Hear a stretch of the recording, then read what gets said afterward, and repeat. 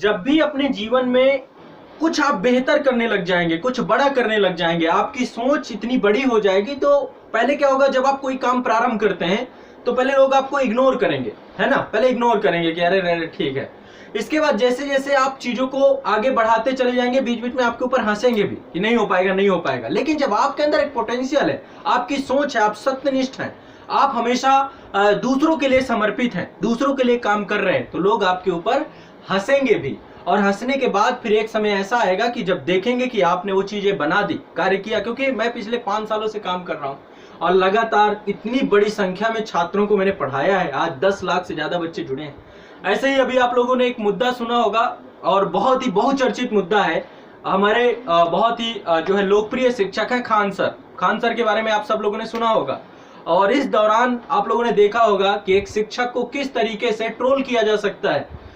शिक्षक का धर्म क्या है और खान सर कर क्या रहे हैं, या कोई भी शिक्षक कर क्या रहा है। हम लोग का उद्देश्य है कि हम लोग राष्ट्र का निर्माण करें, राष्ट्र के लिए कुछ कार्य करें, राष्ट्र में जो हमारे आने वाली पीढ़ी है उस पीढ़ी को तैयार करें और देश का नाम हमारा फिर से सर्वोपरि हो। एक समय भारत विश्व गुरु इसलिए कहलाता था क्योंकि भारत के पास अच्छे शिक्षक थे। चाणक्य के टाइम पे किस तरीके से चीजें हुई, तो आज वर्तमान में भारत को जरूरत है महान शिक्षकों की जो देश के लिए बहुत बेहतर कर सकें, और उसी दिशा में खान सर भी काम कर रहे थे। शिक्षक का एक ही धर्म है, शिक्षण कार्य करना। शिक्षक का एक ही धर्म है, शिक्षक कार्य करना। और क्या काम है बताइए? और कौन सा धर्म आप पूछोगे कि आप हिंदू हो, आप मुस्लिम हो, आप जो है इस बिरादरी से हो, आप उस बिरादरी से हो, आपने इसको टारगेट कर दिया, आपने उसको टारगेट कर दिया। ये तो जो लोग षड्यंत्रकारी लोग होते हैं, जो देख रहे होते हैं कि सामने वाला कुछ बेहतर कर रहा है, कुछ बहुत ज्यादा बड़ा करने को तैयार है, तो वो षड्यंत्रकारी लोग आके खड़े हो जाते हैं कि कैसे न कैसे इसको गिराया जाए, कैसे न कैसे इसको डिफेम किया जाए। लेकिन एक चीज मैं आपको बता दूं, सत्य परेशान हो सकता है लेकिन पराजित नहीं होगा।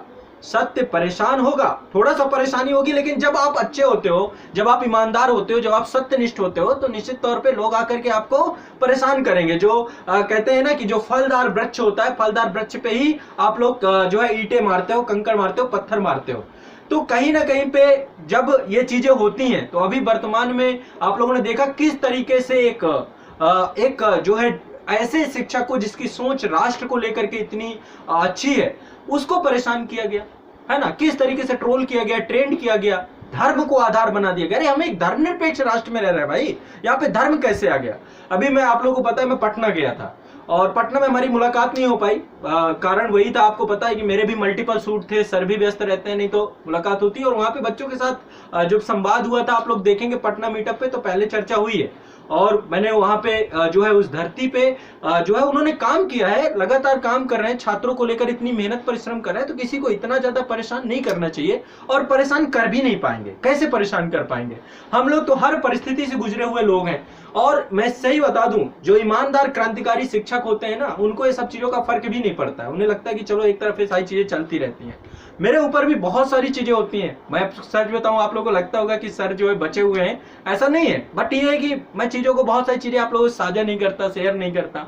मल्टीपल चीजें होती हैं और मैं बहुत सुलझा हुआ व्यक्तित्व हूँ। आपको भी पता है कि मैं बहुत शांत रहता हूँ। मेरा काम सिर्फ पढ़ाना है। 12-12 घंटे आप लोग को पढ़ाता हूँ, 48-48 घंटे खड़े होकर के आप लोग को मास्टर वीडियो की क्लासेस देता हूँ। मुझे भी ब्लैकमेल किया जाता है, परेशान किया जाता है, दबाव डाला जाता है। कई बार खरीद फरोख्त की बात भी होती है कि आप अपने आप को ये कर लो, वो कर लो। सब कुछ चलता है, सब कुछ होता है, लेकिन यदि आप गलत नहीं हो तो आप आंखों में आंखें डाल के बात करोगे। सबसे बड़ी चीज यही होती है।